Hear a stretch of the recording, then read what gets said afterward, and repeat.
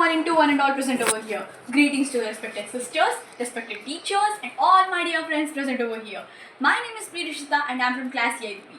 So today, on this special occasion of Earth Day, let's take an oath that we will protect our mother nature and then after we will preserve its beauty and resources. Because protecting Mother Earth is our foremost duty. When we speak about it, we realize that if we let go all the resources in waste, then the future generations will not be able to use them.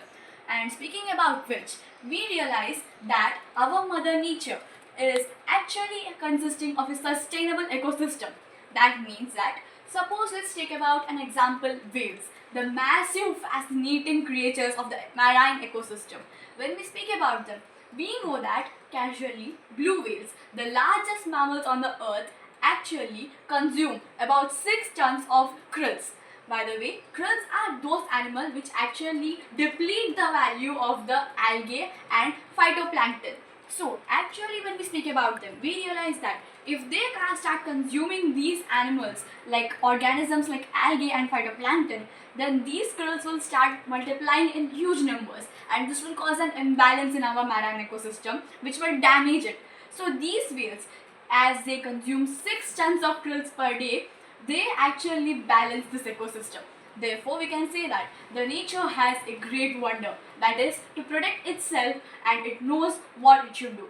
But we humans are causing the calamities and disasters in these places, such as we are killing these whales for their blubber to make whale oil, and from this whale oil we are using petroleum anyhow for no reasons. Suppose let's speak, we want to go to the nearest shop, but we still, instead of walking or riding a bicycle, we go in a car because we wanted a luxurious life and we think that we are actually doing the better for ourselves and we think we are winning in our nature. But no, the defeat of the nature is our defeat, which we must realize today.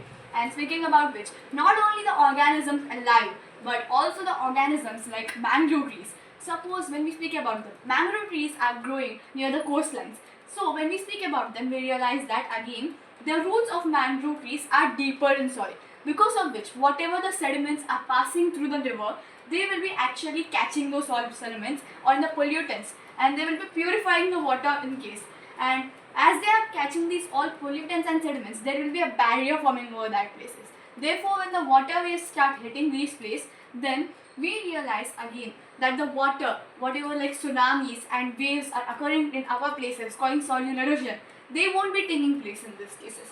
So, mangrove trees are the one who are protecting themselves and island, a whole place in one by just its one feature, that is roots. Ultimately, we realize from a small microbe to the largest mammals on the earth like whales take a part in this ecosystem. So what is wrong with us who are humans and who have a greatest mind? So let us also take one part in this ecosystem and protecting it. Thank you. I hope you all support my views.